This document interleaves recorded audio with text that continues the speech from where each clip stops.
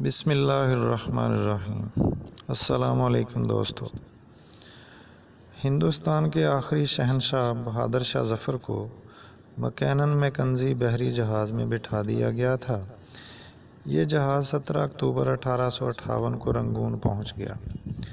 شاہی خاندان کے 35 مرد اور خواتین بھی شہنشاہ ہند کے ساتھ تھیں۔ کیپٹن نیلسن ڈیوس رنگون کا انچارج تھا۔ وہ بندرگاہ پہنچا، اس نے بادشاہ اور اس کے ساتھیوں کو وصول کیا، رسید لکھ کر دی اور دنیا کی تیسری بڑی سلطنت کے آخری فرما روا کو ساتھ لے کر اپنی رہائش گاہ پر آ گیا۔ نیلسن پریشان تھا۔ بہادر شاہ ظفر قیدی ہونے کے باوجود بادشاہ تھا اور نیلسن کا ضمیر گوارا نہیں کر رہا تھا کہ وہ بیمار اور بوڑھے بادشاہ کو جیل میں پھینک دے، مگر رنگون میں کوئی ایسا مقام نہیں تھا جہاں بہادر شاہ ظفر کو رکھا جا سکتا۔ وہ رنگون میں پہلا جلا وطن بادشاہ تھا۔ نیلسن ڈیوس نے چند لمحے سوچا اور مسئلے کا دلچسپ حل نکال لیا۔ نیلسن نے اپنے گھر کا گیراج خالی کرایا اور تاجدار ہند ضلع سبحانی اور تیموری لہو کے آخری چشم و چراغ کو اپنے گیراج میں قید کر دیا۔ بہادر شاہ ظفر 17 اکتوبر 1858 کو اس گیراج میں پہنچا اور 7 نومبر 1862 تک 4 سال وہاں رہا۔ بہادر شاہ ظفر نے اپنی مشہور زمانہ غزل "لگتا نہیں ہے دل میرا اجڑے دیار میں، کس کی بنی ہے عالم ناپائیدار میں"، اور اسی غزل کا مقطع ہے "کتنا ہے بد نصیب ظفر دفن کے لیے، 2 گز زمین بھی نہ ملی کوئے یار میں"۔ یہ اسی گیراج میں لکھی تھی۔ یہ 7 نومبر کا خنک دن تھا اور سن تھا 1862۔ بد نصیب بادشاہ کی خادمہ نے شدید پریشانی میں کیپٹن نیلسن ڈیوس کے دروازے پر دستک دی۔ اندر سے اردلی نے برمی زبان میں اس بدتمیزی کی وجہ پوچھی۔ خادمہ نے ٹوٹی پھوٹی برمی میں جواب دیا، "ضلع سبحانی کا سانس اکھڑ رہا ہے"۔ اردلی نے جواب دیا، "صاحب کتے کو کنگھی کر رہے ہیں، میں انہیں ڈسٹرب نہیں کر سکتا"۔ خادمہ نے اونچی آواز میں رونا شروع کر دیا۔ اردلی اسے چپ کرانے لگا، مگر آواز نیلسن تک پہنچ گئی۔ وہ غصے میں باہر نکلا۔ خادمہ نے نیلسن کو دیکھا تو وہ اس کے پاؤں میں گر گئی۔ وہ مرتے ہوئے بادشاہ کے لیے گیراج کی کھڑکی کھلوانا چاہتی تھی۔ بادشاہ موت سے پہلے آزاد اور کھلی ہوا کا ایک گھونٹ بھرنا چاہتا تھا۔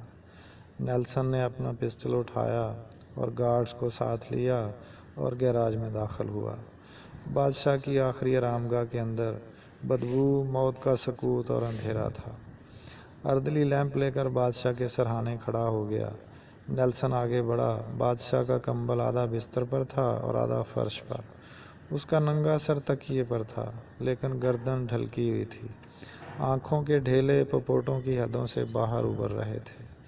گردن کی رگیں پھولی ہوئی تھیں اور خشک زرد ہونٹوں پر مکھیاں بھن بھنا رہی تھیں۔ نیلسن نے زندگی میں ہزاروں چہرے دیکھے تھے، لیکن اس نے کسی چہرے پر اتنی بے چارگی اور اتنی غریب الوطنی نہیں دیکھی تھی۔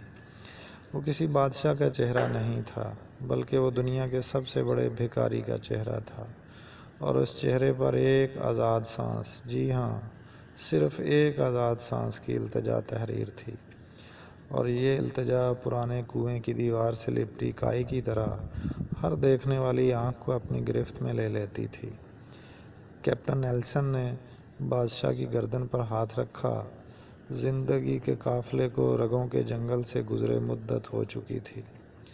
ہندوستان کا آخری بادشاہ زندگی کی حد عبور کر چکا تھا۔ نیلسن نے لواحقین کو بلانے کا حکم دیا۔ لواحقین تھے ہی کتنے، ایک شہزادہ جواں بخت اور دوسرا اس کا استاد حافظ محمد ابراہیم دہلوی۔ وہ دونوں آئے۔ انہوں نے بادشاہ کو غسل دیا، کفن پہنایا اور جیسے تیسے بادشاہ کی نماز جنازہ پڑھی۔ قبر کا مرحلہ آیا تو پورے رنگون شہر میں آخری تاجدار ہند کے لیے 2 گز زمین دستیاب نہیں تھی۔ نیلسن نے سرکاری رہائش گاہ کے احاطے میں قبر کھدوائی اور بادشاہ کو خیرات میں ملی ہوئی مٹی میں دفن کر دیا۔ قبر پر پانی کا چھڑکاؤ ہو رہا تھا، گلاب کی پتیاں بکھیری جا رہی تھیں، تو تو استاد حافظ ابراہیم دہلوی کے خزاں رسیدہ ذہن میں 30 ستمبر 1837 کے وہ مناظر دوڑنے لگے جب دہلی کے لال قلعے میں 62 برس کے بہادر شاہ ظفر کو تاج پہنایا گیا تھا۔ ہندوستان کے نئے بادشاہ کو سلامی دینے کے لیے پورے ملک سے لاکھوں لوگ دلی آئے تھے، اور بادشاہ جب لباس فاخرہ پہن کر تاج شاہی سر پر سجا کر اور نادر شاہی اور جہانگیری تلواریں لٹکا کر دربار عام میں آیا تو پورا دلی تحسین تحسین کے نعروں سے گونج اٹھا۔ نقارچی نعرے بجانے لگے، گویے ہواؤں میں تانے اڑانے لگے، فوجی سالار تلواریں بجانے لگے اور رقاصائیں رقص کرنے لگیں۔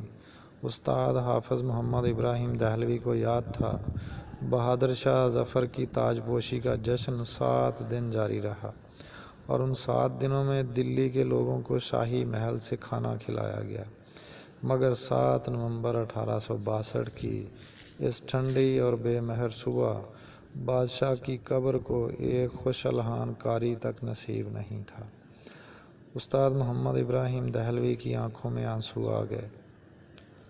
اس نے جوتے اتارے، بادشاہ کی قبر کی پائنتی میں کھڑا ہوا اور سورہ توبہ کی تلاوت شروع کر دی۔ حافظ ابراہیم دہلوی کے گلے سے سوز کے دریا بہنے لگے۔ یہ قرآن مجید کی تلاوت کا اعجاز تھا، یا پھر استاد ابراہیم دہلوی کے گلے کا سوز، اور یا پھر ایک شہنشاہ کی بے بسی کا منظر۔ کیپٹن نیلسن ڈیوس کی آنکھوں میں آنسو آ گئے۔ اس نے ہاتھ اٹھایا اور اس غریب الوطن قبر کو سیلوٹ پیش کیا، اور اس آخری سیلوٹ کے ساتھ ہی مغل سلطنت کا سورج ہمیشہ ہمیشہ کے لیے غروب ہو گیا۔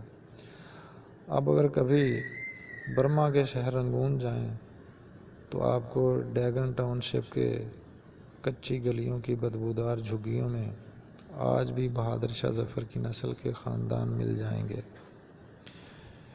یہ عبرت کا کشکول بن کر اسی طرح تاریخ کے چوک میں بھیک مانگتے ہیں۔ لیکن دوستو، ہم دیکھتے ہیں کہ ہمارے حکمرانوں نے اس دردناک اور ہیبت ناک انجام سے کوئی عبرت حاصل نہیں کی۔ پتہ نہیں، شاید یہ حقیقت انہیں سمجھ نہیں آتی، یا پھر یہ خود کو بہادر شاہ ظفر سے بھی بڑا بادشاہ سمجھتے ہیں۔ اپنا خیال رکھیے گا۔ اللہ حافظ۔